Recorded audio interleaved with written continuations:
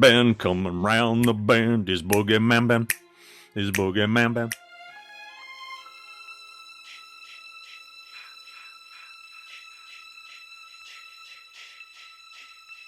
Hit the ground running the next day and met so many people and went to 4 of the panels that they had there. They had many that were going on throughout the day, but on that particular day on Saturday, Adam Green, of course everybody knows from the Hatchet films, from Frozen, Digging Up the Marrow, he was moderating a handful of these panels, and they were really awesome to go to. But the first person I met day 2 was Judy Aronson.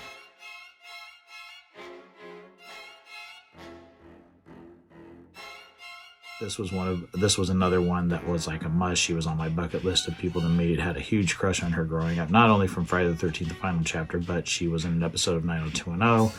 She was in Weird Science. She played Hilly. She's absolutely gorgeous. She still is absolutely gorgeous, and just was so cool going up to her and talking to her. She wasn't as friendly as some of the other people I would meet throughout the day at the con, but still very, very sweet. I was just sort of, praising her performances and everything that she had done that I had watched as a kid growing up. And she came over and took a picture with me after signing my book. And she just wrote, of course, her infamous line in final chapter where she says, "Okay, screw you, Polly." And screw you, Ben. Judy Aronson, Sam from part 4. So that was awesome. Again, someone I really wanted to meet. And now, at that same time, behind me was Miguel Nunez Jr.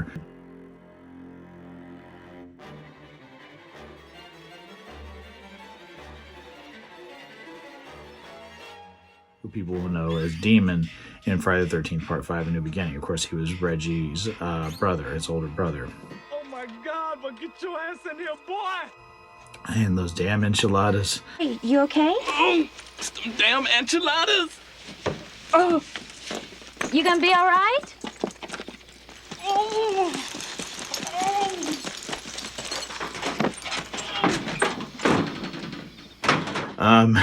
He hustled me. So when I was talking to Ron the night before, he kept coming up and sort of messing around and like pretending he was going to sign my book and stuff like that. And then, he saw me at Judy's table, and when I turned around, he's like, "You want me to sign your book too?" And I went over to his table. Oh, it's $75. And I'm like going, he's like, "Oh, whatever you got." He didn't have a handler. It was just him. And he signed the book. I gave him the money. I gave him some money, not that first amount that he asked me for, but I gave him some money.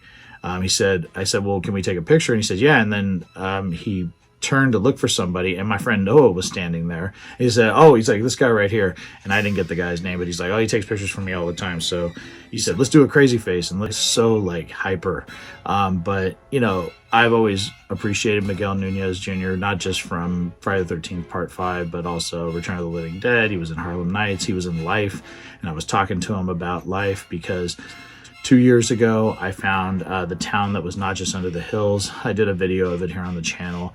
The town is called Locke, and it's where Claude and Ray go and play cards, and they get cheated. Ray gets cheated out of his watch by Clarence Williams III. Just telling him I loved him as the character of Biscuit. I did some lines, some of Demon's lines from Friday the 13th Part 5. I said, my favorite is when Yara's like, "Do you want a taco? Egg roll? How about a slice of pizza? Cheese and sausage?" And he got a kick. He's like, "Man, you really know those lines really well." But even though he hustled me, it was still nice meeting him.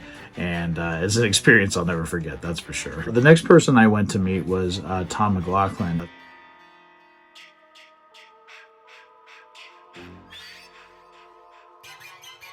And what's funny about this is earlier in the day, Scott had gone to see John LeMay.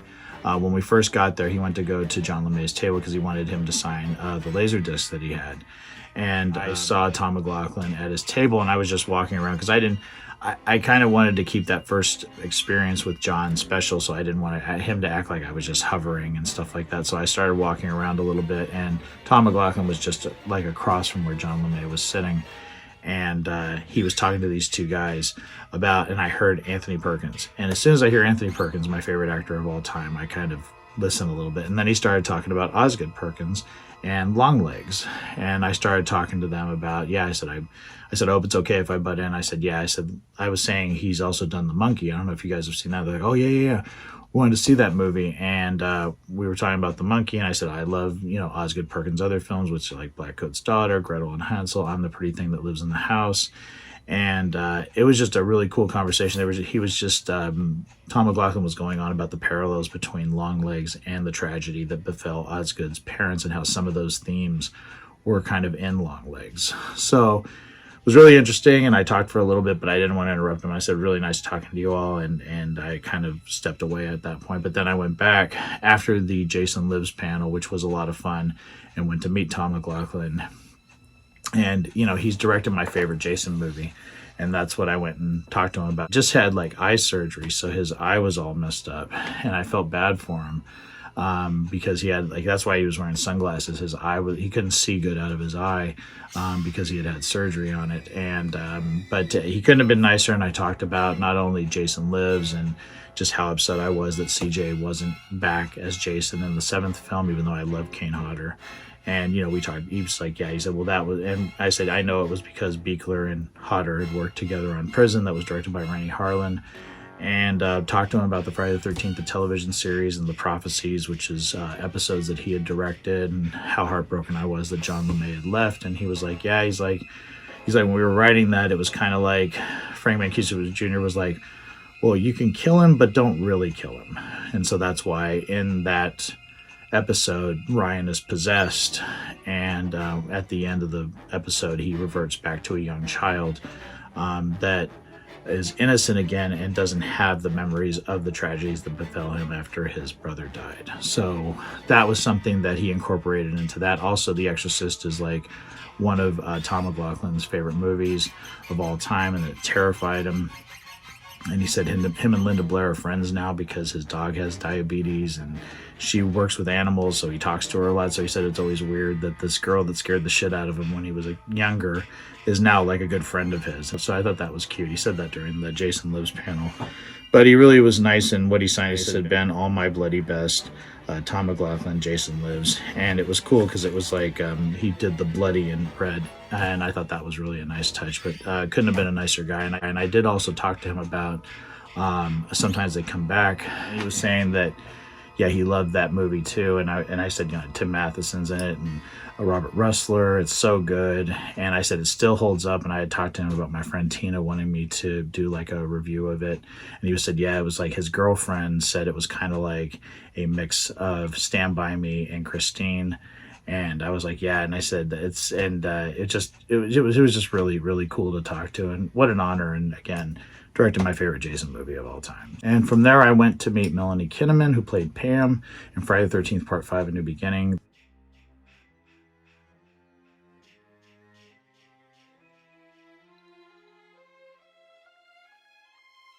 That was my first experience in the movie theater with the Friday the 13th film. I've always had a special place in my heart for that film, and Melanie Kinnaman as Pam. She couldn't have been sweeter. Initially, I think she thought John and I were a couple because John was hanging out with me when I went to meet her, and she said, am I making this out to both of you? And I was like, no, it's just to me.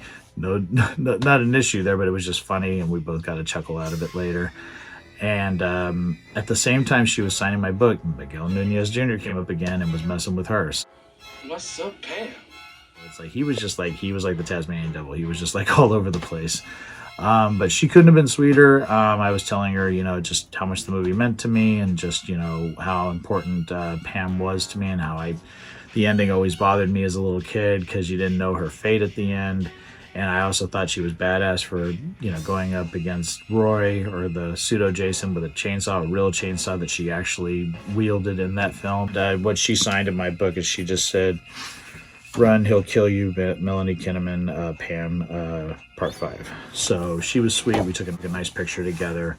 Couldn't have been a nicer person. It was an honor meeting her. The next person I met was at the final chapter panel, and the only reason I met because Scott went up to him and started talking to him, and had him sign some stuff for him. And then I just said, you know what, maybe I can get him to sign something for me.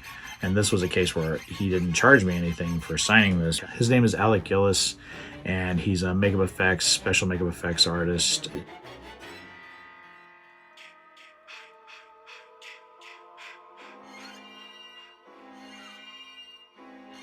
And the amount of movies that this guy has done, I had to write some of them down because not only was he involved with the final chapter, but he's also done movies like, and I just wrote them all down to make sure I didn't miss anything. These are just some of them.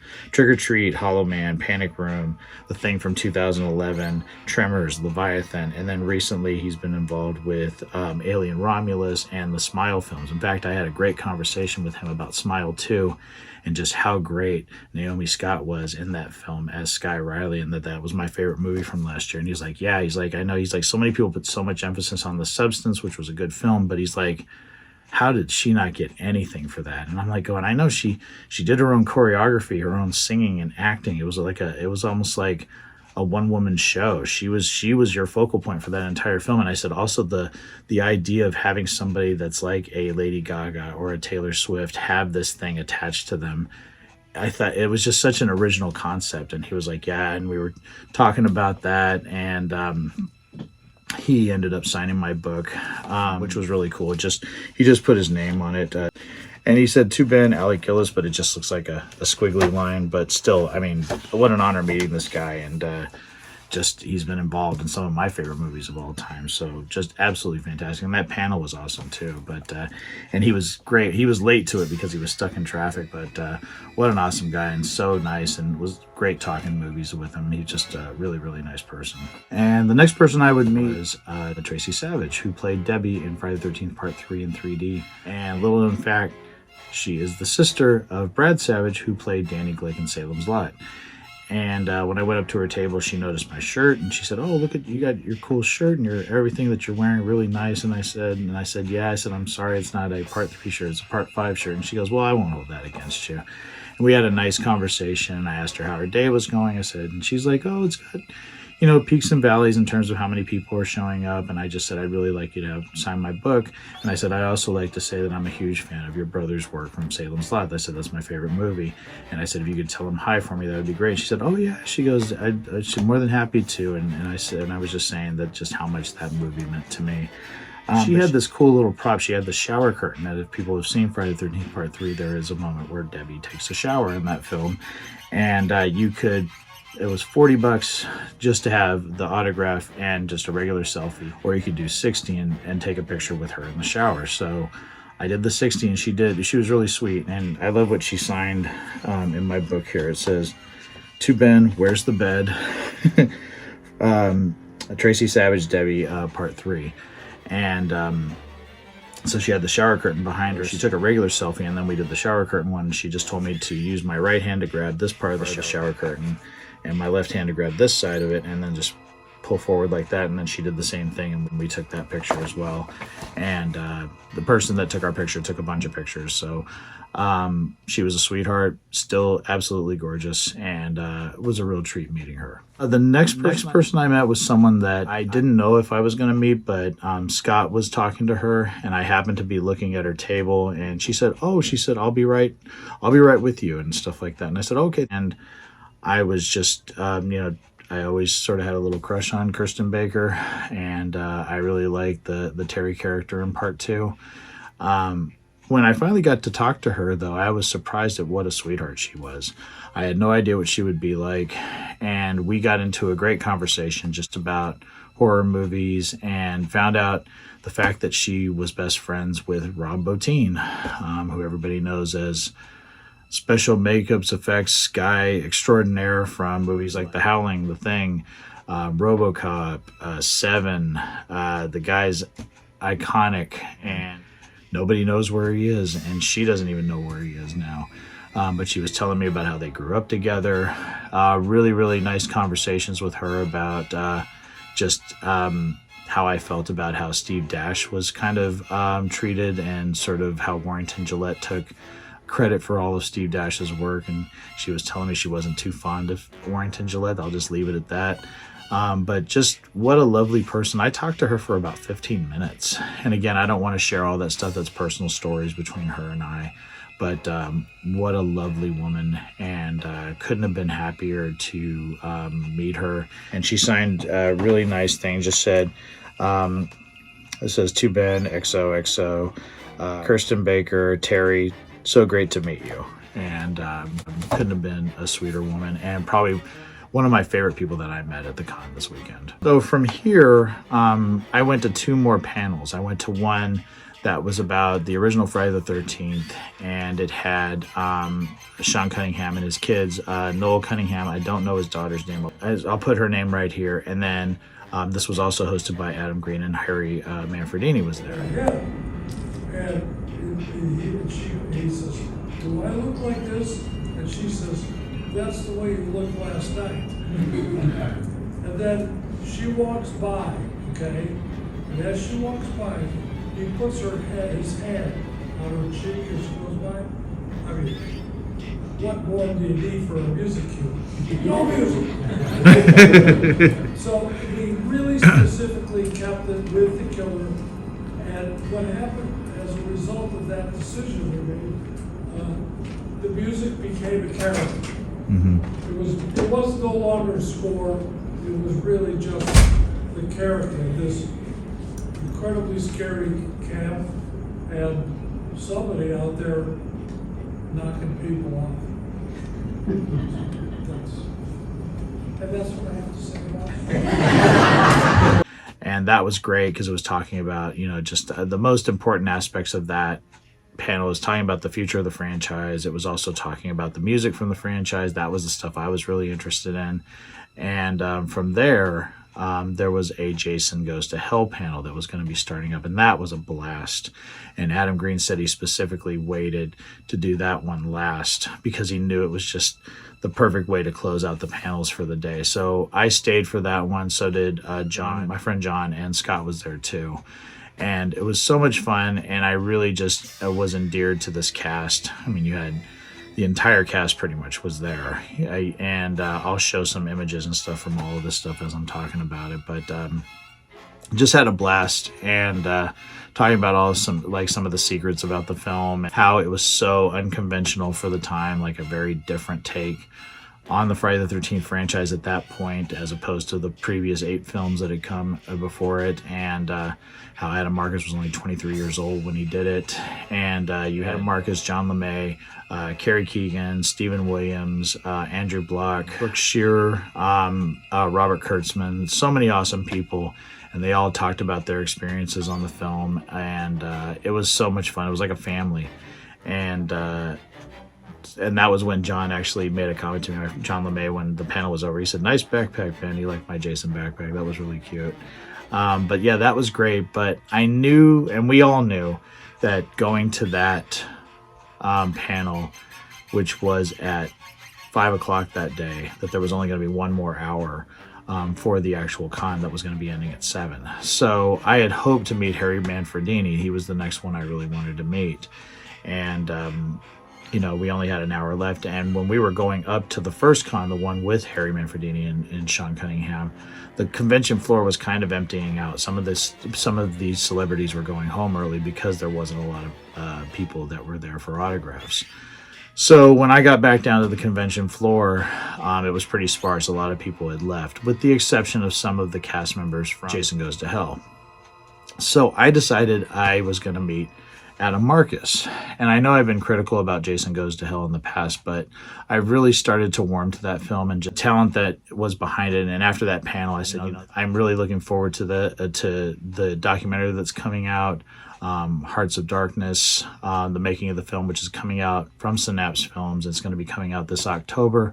And when I met Adam Marcus, he told me that it's only going to be on physical media for 6 months. So no, it's not going to be streaming anywhere. So you're going to have to buy it. You're going to have to buy a copy of it if you want to see it. And Adam Marcus was really cool. He was there with his wife, and I was talking to his wife. Before he got back to the table, I was talking to his wife about, I loved the Texas Chainsaw 3D film that they wrote. She was saying, she's like, here's our original script. It was a $20 million script, and the movie they ended up doing was like an $8 million script.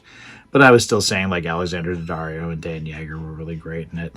And she was really cool. And then when Adam came up, I had him sign my book. It said, "To Ben and Go to Hell with Love." Adam Marcus. And I was talking to him about, the fact that I was so happy that John LeMay was in the film.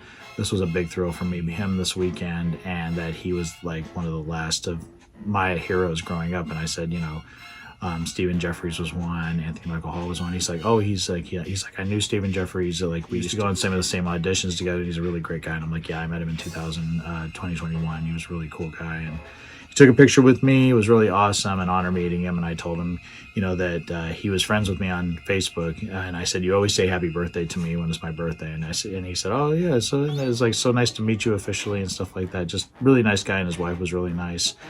And then next to him was Andrew Block, who played Josh in the film. And he's the deputy sheriff that has the homoerotic shaving scene with Richard Gant. And his handler liked my Ghostbusters tattoo that's on my elbow. And I started talking to them about my tattoos, and that I had just gotten the Hatbox Ghost one. And I showed them a picture of it. And Brooke Shear, who played baby Stephanie, was next to them, and she was talking to us too. And then I started feeling guilty. I'm like, I can't have this conversation with these people and not get an autograph or something, because there was like no one there. And so I met Andrew. I got a picture with Andrew Block, and then I went over to Mick Shearer, and she was so sweet. She gave me 2 Sam stickers because she noticed the Sam lollipop on my arm. So she gave me these 2 stickers, this one and this one, which were really, really nice. And she said I didn't have to, pay for an autograph. And I said I have to. I said I'm more than happy to. And I just said this has been a really great weekend that has really cured my blues. And she was such a sweet person. And she signed. She said to Ben, Brooke Shear, baby Stephanie, Jason Goes to Hell. And Andy Block wrote just, hey Ben, Andy Block, Josh. So both of them were absolutely sweethearts. Was so great meeting her, talking to the cast from Jason Goes to Hell. And at that point, Scott and John were over at Carrie Noonan's table again, because Scott was having her sign, I believe he was having her sign the Laserdisc for part 6. So I went and bought something from the Womp Stomp Films table, because I don't have this. This is Never Hike Alone 2. And Drew and Vincent were nice enough to sign it for me and give me some stickers. Had a nice conversation with them. Was telling Vincent about my book that's going to be coming out, My Life in the Lot, which I'm getting copyrighted this week. And I'm going to be talking to a publisher. And if that doesn't work, I'm going to be self-publishing it. But he told me to keep him posted. He asked me if I was crowdfunding it. I said no, it was already done. And I had hired a artist, Mark Beard, to do the artwork, who had done Thing with Two Heads podcast for Sean Clark and Chris Nelson. He's like, oh, I know that name. I was like, oh, that's cool. And really nice guys, couldn't have been nicer. And I kept telling Drew how much I really loved his character, Kyle, in Never Hike Alone, and just how I was with him right from the beginning. It was just like, he was so good. And he was saying, oh, it's all thanks to Vincent and stuff like that. But such nice guys. What an honor. And I was so happy to get this. So the last night we were there, this is just one funny story I wanted to tell. The last night we were there, which was August 9th, John and I were right next to John LeMay's table, and we noticed that Kane Hodder was staring straight up at the ceiling, and we couldn't tell what he was doing. He was right next to John's table, like I said, and then Carrie Keegan's table, who played Jessica in the film, and we couldn't tell what he was doing, and he was making this weird sound. And John said, oh, Ben, if you want to get something, get this, like take a video of this. So I was about to pull my phone out and record what he was doing, and he said, don't you fucking record me. And he flipped both me and at one point flipped me and John off. Of course it was all in jest, but we couldn't tell what he was doing. And part of me was like, is he doing something gross here? Because there have been stories about Kane and how dedicated he gets into his roles. He has been known to vomit on cue. So I didn't know what he was doing. He had the hiccups, and she was trying to tell him, Carrie Keegan was trying to tell him how to stop the hiccups by sort of looking up and swallowing and stopping his hiccups. And I just thought it was so funny. And apparently she's married to a doctor, and that's why she was telling him how to do that. So that was just one little funny story. But John was the one that told me to record it, and we didn't, because I was like, I said, this guy's already choked me out once, because Kane did choke me out, which he doesn't do anymore at cons. But back at Kirk Von Hammett's Fear Fest of Evil in February of 2014, I asked him to choke me out, and he did. And it was one of the roughest experiences I ever went through. Absolutely hilarious moment. And both John and I, John Russell, my buddy, we got a huge kick out of it. The downside to going to that panel, though, and coming back down to the floor is that by the time I got there, Harry Manfredini was gone. So I was like going, well, I missed my chance to meet Harry Manfredini. But I have to, again, give it up to Scott. He had a weekend pass, but he wasn't going to be able to be there on Sunday. He had to drive back to where he lived. And he gave me his weekend pass bracelet. And he said, you have to meet Harry. That's just something you have to do. Okay, real quick, I just wanted to interject something real quick that I wanted to talk about, but I wanted to see if I could find an image of this person before I did so. There was a after party. It was like a release party for Ari Lehman's new album.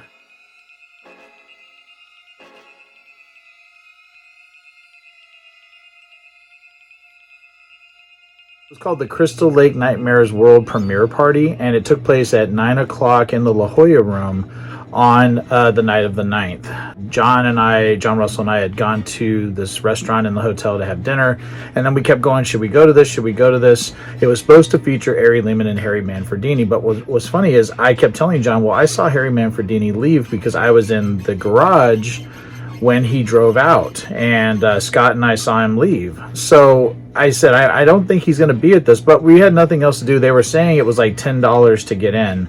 But at this point, we thought we could just maybe see if we could get in without paying the cover charge. Now, where this room was is like you would go down this long hallway on the second floor, and they had one room that was for photo ops, and they had another room, the La Jolla Room, which is where all the panels had been held. And there was always this group of people, like really young women and men, all dressed up, that would shush you when you came out of the panel, because I guess there was something going on in one of the other rooms. I know that Paramount was on site. I don't know if there was interviews being done or what was being done, but they would shush you like, shh, like that, and it would drive you crazy. So John and I went to the party, and that's where we ran into Robert, our friend, that we had gotten to know at the con, and we ran into him there. But we went into this party. Ari Lehman was just on the stage talking, and this music was just blasting, and he wasn't really singing or anything, and Harry wasn't there, like I knew he wouldn't be. And then eventually Ari got off the stage and was talking to some people. He was talking to these young girl influencers that looked like they were supposed to be dressed up for camp, and they were just like shaking their booties and doing like pictures and things like that. And I'm like going, again, I'm so over shit like that when I see it. So saw that going on. He went up to a table to talk to some people. I did see Vincent DeSanti and Drew Lighty come in with a couple of other people, one of them being this woman that was selling some art prints that I bought my wife. But I stepped out to take a phone call, and when I was stepping out, I was closing the door to keep the sound out of the hallway, and I bumped into these two guys as they were trying to come out, and I said, oh, I'm sorry about that, and they were like, shh, and they shushed me, and I was like, fuck, and I just walked away to go take my phone call. I walked down the hall, and then I was heading back to the room where the party was happening, and I was opening the door slowly, and I was about to close the door again, like just quietly, and these two guys were coming out, came out past me, and I was about to close the door, and this one guy, he had a beard, and he had like a black and red hat. And he said, oh, I know you, you're from Northern California, right? And I was trying to tell him to come back into the room to talk to me, and I think he thought I was telling him to go away, and we fist bumped, and I closed the door, and then afterwards I felt so bad that I didn't talk to this guy. So if you're watching my video, I just wanted to put this out there. I'm really sorry. I was actually really just trying to tell you to come back into the room, because I saw your friend come back, but you never came back to the party. And I really wanted to say I was sorry for that, because I did want to talk to you. I wasn't trying to like push you away or anything. It was just the circumstance that they kept shushing us, And I was just tired of hearing that. And it was so weird when we first walked up there, John and I, to go to this thing. There was one girl that was just laying on one of the tables. She was stretched out like she was like doing ballet or something. And I'm like going, but yet they kept telling us to be quiet all the time. It was just, they were weird people. And I don't know who they were and if they were working for Paramount or for the con or whatever, but very unprofessional. That was the one thing about the con that pissed me off. And also, I just really feel bad, sir. Please reach out to me. You can reach out to me through Instagram or send a message through this on this video. I am really sorry that happened because that was not my intention at all. It was really, I was just trying to get in there so they didn't shush me again. So just wanted to say I'm sorry, and I hope you had a great time at the con, and I hope I get to hear from you. And again, sorry we didn't get to have a better connection there at the con. So just wanted to interject that, and now we're going to go back to the video. So, and I was skeptical about doing it because, again, I had already spent a lot of money. We were supposed to leave early the next day because this was Saturday night, and we were supposed to leave Sunday morning. And I contemplated it for a while, and I was like going, I really do want to meet Harry Manfredini. It's important for me to meet him. So the next morning we got up. You know, I was so grateful for Scott for doing this, and just couldn't thank him enough when it happened. But the next morning, John and I got up. John checked us out of the room. We went to Carl's Jr. again, got breakfast, and then walked back to the hotel. And I just said, yep, I'm going to do it. So put that bracelet on, went downstairs, went over to Harry Manfredini's table.